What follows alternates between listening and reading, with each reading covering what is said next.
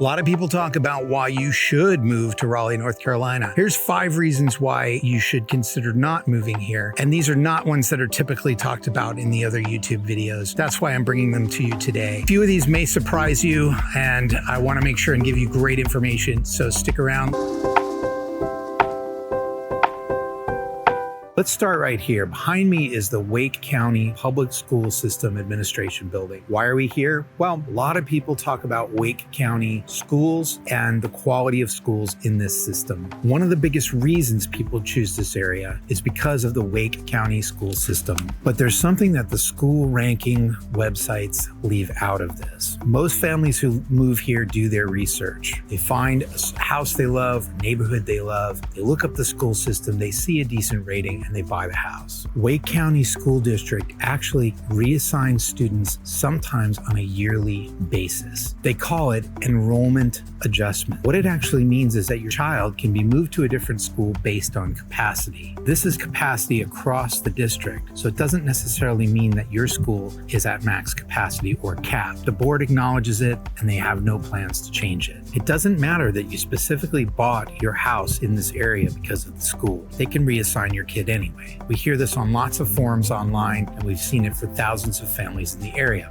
Now, don't get me wrong, the likelihood is probably low that this will happen, and a lot of people are moving into these different areas specifically to stay in the school that their child is in. In a recent school year, about 1,500 students were reassigned for the following year. Parents showed up to board meetings, thousands of comments were made online on the websites. The board considered it and moved forward. They have no plans right now to change this arrangement. One parent said it in a forum, before you uproot thousands of students, it's time to look at this from a strategic perspective, not on a 2 or 3 year basis. That's not someone who had a bad experience. That's someone who moved here, did everything right, picked the right neighborhood, picked the right school, and still got blindsided. Elementary schools are actually most affected because North Carolina actually caps the class sizes. When a new subdivision fills up faster than expected, and in this market that happens quite frequently, kids from established neighborhoods often get moved to make room. This is where you're going to want to pay attention, parents. Wake County actually has a school system website where you can type in the address of the home that you're looking to move into or buy to see which school it's currently assigned to. One more thing, Wake County District schools have traditional school years and also year-round school years.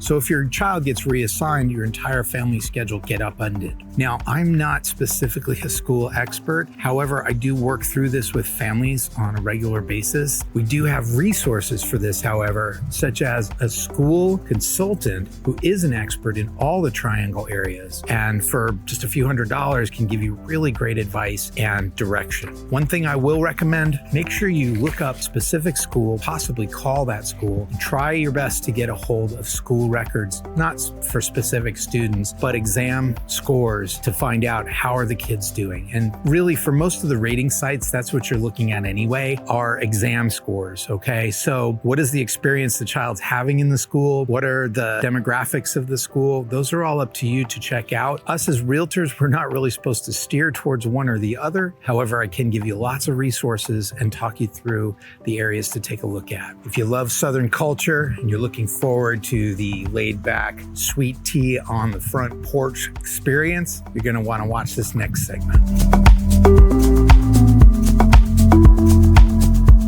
So a lot of folks moving from Florida, New York, maybe even the West Coast are looking forward to the Southern experience here in Raleigh. And there is a lot of that, but I'm going to show you in just a moment the contrast of what's happening in the cute little small towns in this area. Let me show you behind me. I think it's a Victorian style with the wraparound bay windows and the front porch. I mean, you can hear the church bells in the background and got an old brick church behind me. This is downtown Cary, and it's a beautiful spot. People are really, really attracted to this area, mostly because of the downtown Cary Park $64 million project with a theater, a fountain, athletic things for you to play with, like they have a pool table tennis, soccer. They also have a playground, an extensive playground for the kids with slides, like 5, 6 really big slides, all kinds of stuff. We'll show you that, as well as dog park and what's called a bark bar. It's a place where you can get a beer while your dog runs around and doggy area. And it's amazing during the winter and Christmas.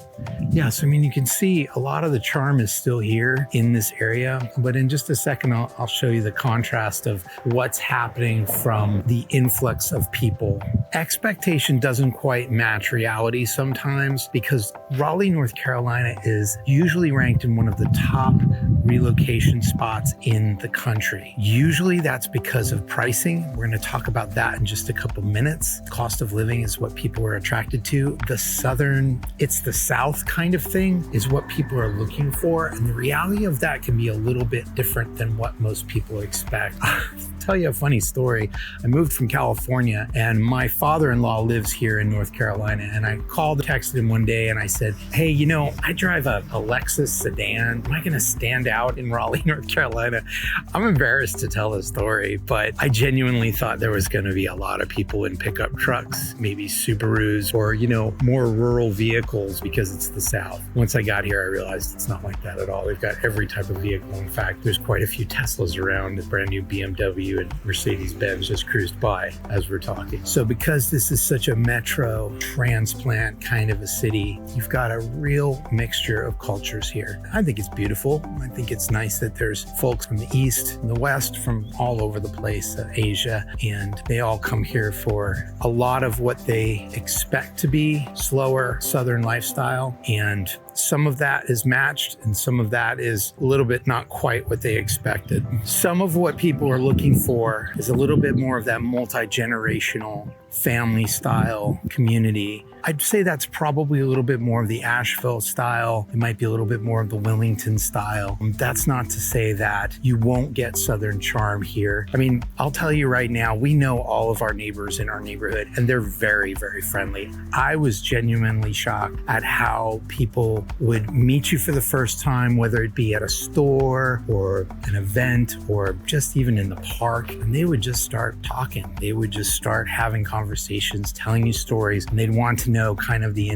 not intimate details, but they'd want to know details about your life. And they would just kind of sit there and just talk. People from New York are shocked by this. People, even in California, come over and go like, personally, we were like, people don't take that much time to get to know you. Our neighbors show up at our door. They've actually brought us flowers for Easter and gifts for my kids. I was like kind of shocked by it. We also reciprocated. I mean, we made cookies and baked goods at holidays, so we make sure and knock on people's doors. So does the Southern charm exist? It absolutely does. Hang on in just a second. I'm going to show you some of what has changed here and how the growth really looks. Because Raleigh is one of the most popular urban areas where people are relocating to really in the entire country, the metro population has more than doubled in 20 years and tens of thousands of people arrive here every year. The quote I heard is that 100 people a day, new people are moving into the Raleigh area. What that means practically is that this is a transplant city. The majority of your neighbors probably moved here somewhere else. The deep-rooted, multi-generational Southern community some people picture. The Raleigh area is something different. It's really a collection of people from everywhere who landed in the same place and are building their homes and their lives here simultaneously. If you're moving from Texas, Florida, or Arizona, you'll find friendly people and you'll build community. You won't find a city moving at a slow Southern pace. This metro moves pretty fast. It feels like a modern mid-sized city that happens to be in North Carolina. For most people, this is a feature. And what I'll say from personal experience is that the pace and what I had in San Diego was a freeway lifestyle. You had to get on the freeway to go anywhere. You didn't take a lot of side streets. There were main thoroughfares through every section of town, and that's where you wound up doing your driving. This, to me, definitely feels slower. It's just maybe not as like laid back and slow paced as a lot of people imagine it would be. The food scene reflects every imaginable palette. I wouldn't say it goes layers and layers deep to where there's, 5 or 6 fantastic sushi places in each town. There's maybe 1, maybe 2. As somebody local put it, it's a large enough place that you're always able to meet somebody new, but it's small enough that you're likely to run into somebody you know at the grocery store. The families who might struggle are the ones who come down for a 3-day trip in April, perhaps, and farmers market's running, the weather's pretty mild, it hasn't gotten really hot yet. They move here in August and they find out it's kind of a different scene, especially the heat. We didn't actually add this as one of our cons or negatives for the area. The heat is 100% real and 100% intense. 80-degree humidity. 85 to 95 degrees most summer. It's definitely something to get used to and to prepare for in whatever way that works for you. But the pace of this metro is real, and you'll mostly find that during the school year and during the commuter times for sure. Coming up is something that people don't realize until they get on the road and they're actually driving around the town. It's a real factor for a lot of different people. Just a second, I'm going to show you how some of the expansion is happening, but as you can see behind me, got a big park here. Lots of people as well. Way in the background there, you can see townhouses that were built up in the middle of downtown center. So right down the street from, a quaint little Victorian Southern charm type of house are gigantic townhouses and infill houses where they're taking out the old brick and they're putting in a brand new McMansion, for lack of a better phrase. Nonetheless, man, people are attracted to this area. They want to live here for lifestyle. They want to live here for weather that's not too extreme. So, the draw is real for sure. As I said, we're in downtown Cary. We've just left the park and we're walking down the street.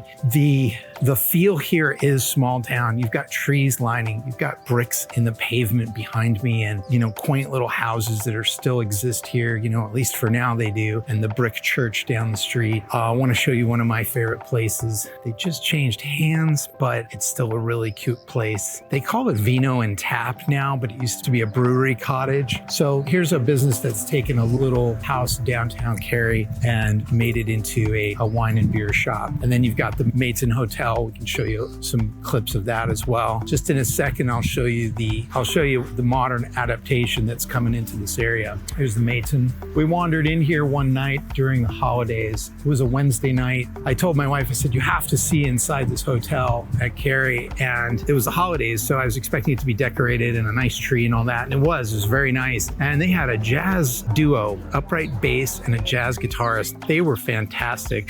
Tune at him. I said, can you play, chestnuts? And he kind of pulled it out, man. Out of nowhere, this guy just started playing it. So yeah, it's I can understand why people really like coming here. Now, I will tell you, during the holidays, they put Christmas trees all down the street behind me. It's beautiful. It also attracts a lot of traffic. If I'm honest, this whole street here will be packed with people on a December evening. They'll be walking up and down the street to look at the lights, all the decorations in people's yards, as well as what the town of Cary itself puts out. It's really cool. It's also attracts just a lot of people. There's beautiful spots and still a lot of Southern charm all over the small towns in the Raleigh area. Most towns have a downtown, some of them smaller than others. Apex downtown really is about 2 blocks. Cary is much bigger downtown area and brings a lot more people in. But if you look behind me, past the church, that is a multi-use parking structure. And then way in the back there, you probably can't see it, there are townhouses on the street that runs parallel to Academy. And I think it's a really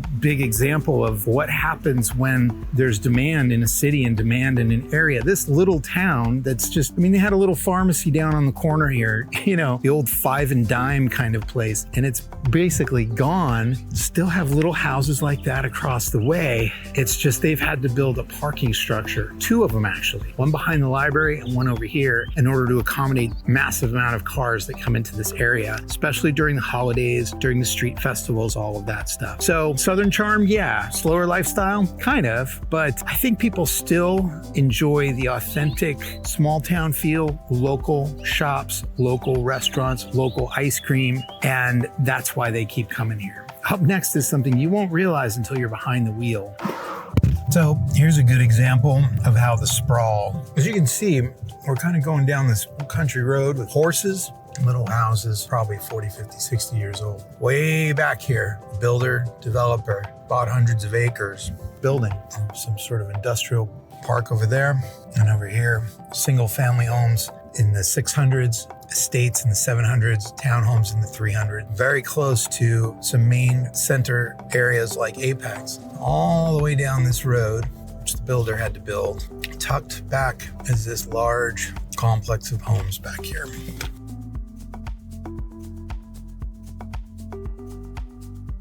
Reason number 3 has to do with how people drive and the traffic. Now, a lot of videos talk about traffic, but what we're talking about here is more the way people drive here in the Raleigh area. It's something that comes up consistently with people who move. The driving here is aggressive. We're not talking about normal city traffic, we're talking about no turn signals, running through a late light, tailgating at highway speeds, lane changes with zero warning. Just today, I had a big black pickup truck behind me this far from my bumper for absolutely no reason at all. There was 2 lanes, tons of traffic around me. This guy or gal, I don't know, just decided to, get right up on my tail to find out what I was going to do. There was a car in front of me, so there's nowhere to go. Couldn't get out of their way. People who relocate here from New York are not used to aggressive. People who are used to aggressive driving, like those from New York, have said that the driving kind of surprised them. That really says something. Long-term residents on relocation forums describe it consistently. One put it plainly, and I'm paraphrasing here. Drivers in this market were some of the most reckless I'd seen anywhere in the country, and you can tell just from how many dented bumpers there are in the parking lots. This next part really compounds it. Personally, I don't see a lot of tickets being given out. Unlike California, there is no CHP or highway patrol. You've got state police, which obviously are enforcing the law in the entire state, and then you have local police. If a town or a city doesn't have a local police department, then there's not going to be a lot of police out enforcing laws regarding the traffic and driving. To wrap up the conversation on traffic and bad driving, I would just say that after a few months of being here, you adapt, find out the roads you like to use and don't use, and you get ready for traffic when it's going to happen. It's pretty normal for most growing cities. I think the shocker is that a lot of people think Raleigh's a small town. It's not really that big. There's not that much development. So you can see behind me quite a bit of development going on, which is kind of our next subject that we want to bring up. If you're moving to Raleigh, North Carolina because someone told you it's affordable, you're going to want to check closely on the prices of the type of home that you specifically want to buy. If you're wanting to buy a small 3-bedroom in a rural area, 20, 30 minutes away from most of the metro areas, the affordability might still be there, but the drive might be something to seriously consider. If you're looking at the hot spots like Apex or Cary, seriously consider those numbers. This development I'm standing in is brand new and it's sprawling. It's absolutely huge. They have single-family homes here in $600,000 to $700,000 price range. They also have townhomes in the $300,000 price range. Here's what I'm going to tell you about that. The townhomes have exactly one model type. That's it. The reason being, we're in Apex, which is a hot spot. It's growing, it's expanding all the time, and it's a very desirable place that people want to live. Now, the house behind me is probably more in the $600,000 to $700,000 range. So is that affordable? Hey, if you're coming from Los Angeles, San Diego, or San Francisco, or New York City, yeah, that's very affordable. If you're coming from Idaho or Utah, probably not that affordable. I mean, there's a lot more affordability in different areas of the state. So I want to show you a little bit of the sprawl that's happening and then talk about the quality of these products in just a second. Median home prices went up in the last few years. Here in Wake County, it's in the 450 range, but we have to remember that Wake County is very big. It goes all the way up past North Raleigh and way south of Raleigh, down almost all the way down to Sanford, which is a solid 45-minute drive from downtown. So you're talking about a very wide area. When they use something like a median home price, they're talking about as many homes sold over that price as sold below that price. Here's what makes that number even harder. It's not just the purchase price. A property that assessed at, say, $350,000 a few years ago, 5-10 years ago even, here in Wake County is now assessing at $500,000, right? So that's an increase. Plus, every town has its own tax in addition to the county taxes. You have to add all of that together before you take a look at the areas that you want to move in. North Carolina does have a state income tax, unlike some places like Florida and Oregon or Texas. And that's a real item you need to put into your monthly or your yearly budget. The gap between this area costs and other area costs is just narrowed a bit. I would say coming from, Arizona or the Midwest, people used to look to triple their money here. It's probably a lot less than that now. Families coming from Texas or Arizona are realizing that the gap is not exactly what they thought it would be. Does this mean you don't move here? No, not at all. It changes the conversation about what the real value is now. The value definitely exists here. It's just you have to search for it a little harder, and it's good to have a guide that can help you identify the areas that are really going to work for you if that's what you're looking for. If you know the place you want to live and you can afford it, then it's just a matter of finding the right home to live in the right neighborhood that feels comfortable for you.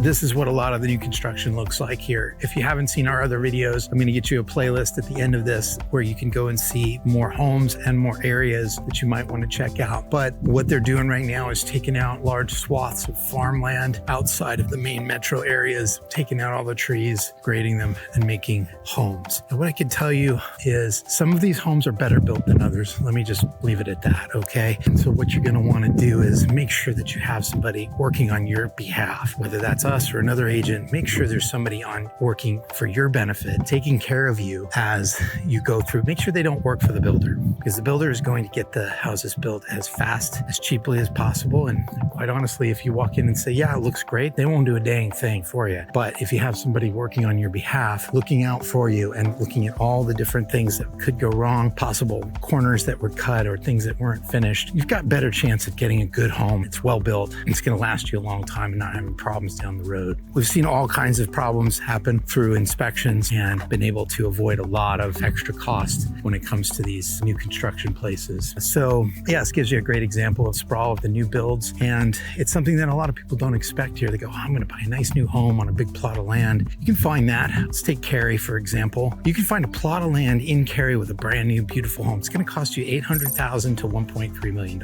It's going to be a beautiful home. It's going to be big, but it's not exactly affordable. It's not like probably 20 years ago where you could just move to an area like this and buy a mansion for a bargain. So those are some things to watch out for and reasons you may not want to move here. If none of those reasons have deterred you, then what you want to do is get yourself a moving relocation guide, custom made for you, custom organized for your needs, so that you can make sure to have the areas that you need to look at, find out your commute time. Are you working from home? Are you remote, hybrid? What are you doing with your home so that we can help you find a place that really works for you? We have other videos in our playlists.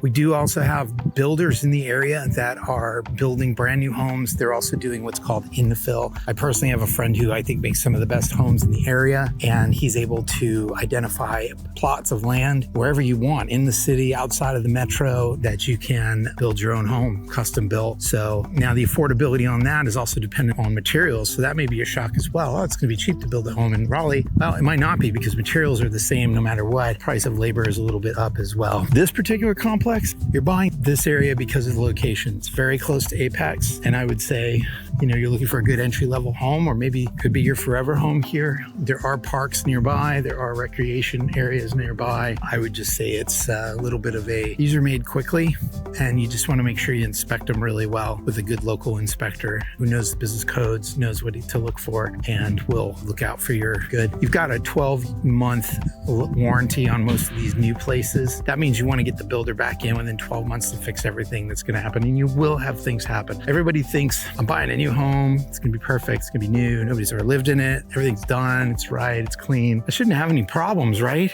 And it's like, no, yeah, you're going to have problems, because builders actually cut more corners than anybody else. The harsh truth about it is they just want to make money. And when you walk into the sales center, that person's going to love you as if you're a long lost friend. But the truth is they work for the builder, and they want to sell you a home as quickly as possible with as little problems, as little resistance. Here's what you really need to know when it comes to buying new construction in the Raleigh area. Home buyer reviews online and our experience with some of the home buyers in the area had reports of problems with HVAC systems within the first year, drainage problems, foundations, doors, and windows not installed correctly. And I had a client call me just a few months after moving into her brand new home saying that they discovered 2 gas leaks. And before you get too alarmed, any house can have these problems. You just don't expect that on a brand new construction. It's kind of like buying a brand new car. You just don't expect the problems, at least for years to come, right? The builders in this area are mostly national builders. They build in hundreds of cities across the United States. There are some local builders, and we're in personal contact with them. We like them because they have a personal touch. They care a little bit more about the community, and we have personal contact with inspectors in the area. Here's the reality. The city inspector who inspects the new home that you buy, the builders